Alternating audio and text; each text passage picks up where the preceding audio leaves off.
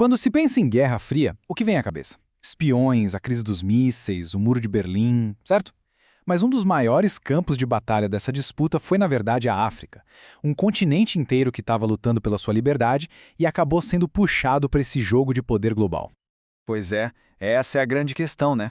De um lado, os Estados Unidos, do outro, a União Soviética. E bem no meio do fogo cruzado, nações africanas recém-independentes tentando encontrar o seu próprio caminho. Então vamos entender isso a fundo. Aquele sonho todo de autodeterminação, de finalmente ser dono do próprio destino, ele deu de cara com uma realidade bem mais dura. Uma briga de gigantes que ia acontecer, infelizmente, em solo africano. Para a gente entender como a coisa chegou nesse ponto, precisamos voltar um pouquinho no tempo para o exato momento em que a África começou a se libertar do domínio colonial. Olha só, depois da Segunda Guerra Mundial, as potências europeias estavam assim quebradas, sem força para manter suas colônias. E aí, a partir dos anos 50 e 60, o que a gente vê é uma verdadeira avalanche de independências, um país atrás do outro. Gana, em 57, foi um marco gigantesco. Só que tem um detalhe. Quando uma potência saía, ficava um vácuo de poder. E pode ter certeza que já tinha gente de olho para ocupar esse espaço. E aqui está o X da questão. De um lado, a promessa, o sonho de construir nações com liberdade, com identidade própria. Do outro, a realidade nua e crua de um mundo dividido em dois, onde a África não era vista como um continente de países soberanos, mas como um grande tabuleiro de xadrez, com peças a serem movidas. Tá, mas como é que esse jogo funcionava na prática? Como os Estados Unidos e a União Soviética moviam suas peças nesse tabuleiro africano? A resposta está num termo que define muito bem essa época. Guerra por procuração. A ideia é a seguinte: as superpotências não iam se enfrentar diretamente porque isso poderia ser o fim do mundo, né? Então o que elas faziam? Elas pegavam conflitos que já existiam dentro dos países africanos e jogavam lenha na fogueira. Financiavam um lado, armavam o outro, basicamente terceirizavam a guerra. E aqui a gente vê o manual de cada lado.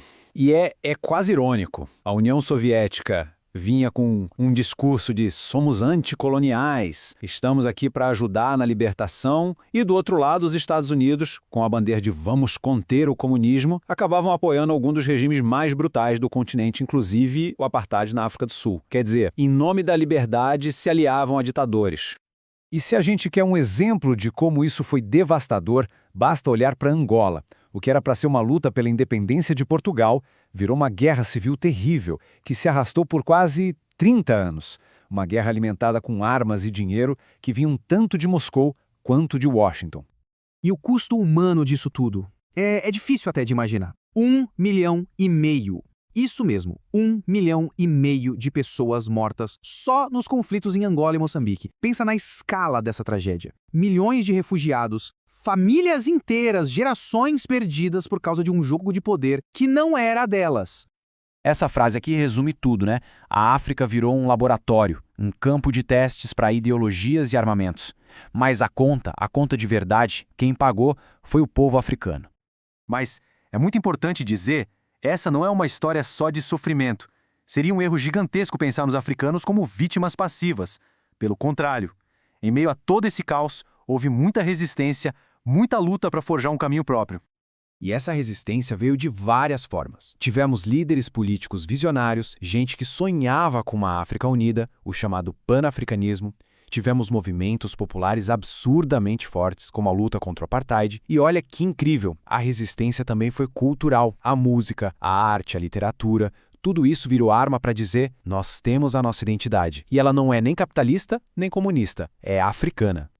A história de Patrice Lumumba no Congo é um exemplo trágico do que acontecia com quem ousava desafiar o sistema. Ele foi o primeiro líder democraticamente eleito. Tinha um projeto de um Congo unido, soberano. Mas essa visão batia de frente com os interesses das superpotências. O resultado? Ele foi assassinado e o país mergulhou num caos que dura, de certa forma, até hoje. E essa luta não ficou só no continente, não. A diáspora africana espalhada pelo mundo foi fundamental. Eles não só mantiveram a cultura viva, como também atuaram como uma caixa de ressonância política. Conseguiram apoio internacional e gritaram para o mundo o que estava acontecendo. Foram essenciais. Ok, então vamos para a parte final, o legado.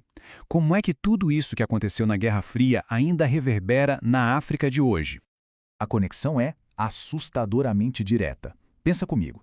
As superpotências despejaram armas no continente. Elas exploraram rivalidades étnicas que talvez nem fossem tão grandes assim. Tudo isso somado às fronteiras artificiais que o colonialismo desenhou, o resultado é uma instabilidade que, em muitos lugares, alimenta guerras até hoje. É um eco direto daquela época. E na economia, a história se repete. Os países já saíram do colonialismo com uma economia frágil, feita para exportar matéria-prima e enriquecer os outros. Para piorar, quando precisavam de dinheiro, vinham o FMI e o Banco Mundial com os ajustes estruturais.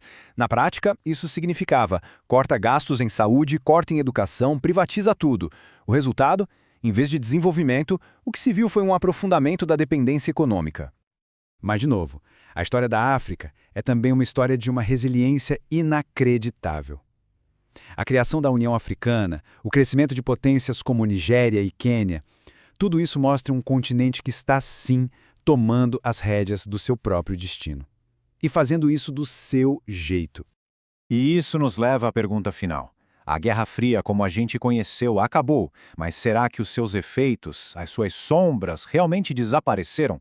As potências globais mudaram, mas a interferência externa, essa continua. A luta por soberania de verdade ainda é a grande batalha do continente africano.